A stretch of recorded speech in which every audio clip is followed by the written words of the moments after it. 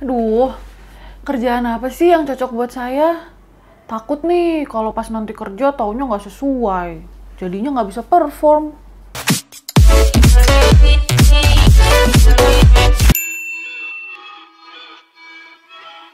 Hai semuanya, balik lagi nih sama Tias di Career Novator. Gimana kabar kalian semua? Saya harap sehat selalu ya. Jadi di kesempatan kali ini saya mau sharing tentang langkah-langkah yang bisa kalian tempuh untuk sekiranya mengetahui pekerjaan apa sih yang cocok untuk kalian. Sebenarnya nggak ada jalan ninja nih untuk tahu pekerjaan apa yang cocok buat kita. Kita nggak selalu beruntung loh bisa dapetin pekerjaan pertama yang benar-benar sesuai dengan maunya kita. Dan kita bisa put 100% dari potensi diri kita di kerjaan itu. Tapi emang sih ada beberapa hal yang bisa kita lakukan untuk setidaknya dapet gitu ya gambaran kira-kira kerjaan atau bidang pekerjaan apa sih yang sesuai dengan kepribadian kita. Sebelumnya kalian ini ada yang udah pernah denger tentang tes minat bakat belum? Tes minat bakat itu adalah serangkaian tes yang menggambarkan kemampuan kognitif, karakteristik minat, dan juga kepribadian seseorang terhadap suatu bidang atau jurusan tertentu. Tes ini tuh biasanya dilakukan untuk mengetahui pilihan jurusan yang sesuai dengan minat dan potensi yang dimiliki. Ini tuh biasanya gini loh, diambilnya tuh sama anak SMP yang mau menentukan pilihan ketika nanti SMA. Misalnya SMA-nya mau IPA atau IPS atau mungkin bahasa. Atau justru malah memutuskan untuk mengambil SMK. Tes ini juga biasanya dilakukan oleh anak-anak SMA yang udah mau kuliah nih. Sehingga mereka itu bisa dapat gambaran kira-kira pas kuliah jurusan apa sih yang bisa mereka ambil dan sesuai tentunya. Jadi gini ya.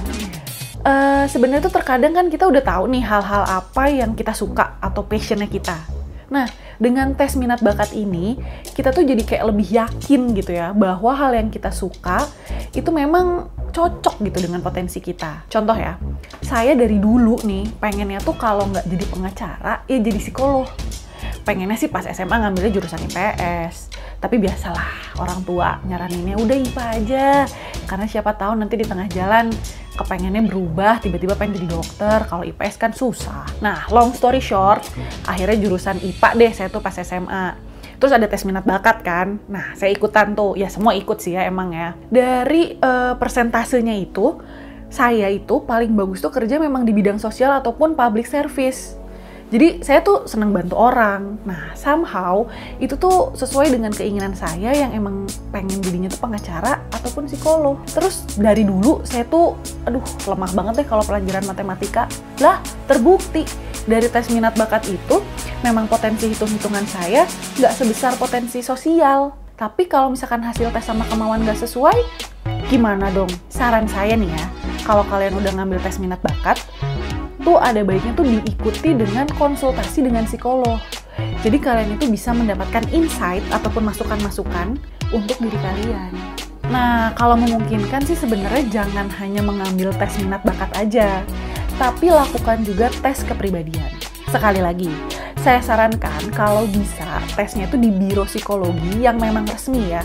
Jangan cuma yang tes-tes gratis di internet gitu.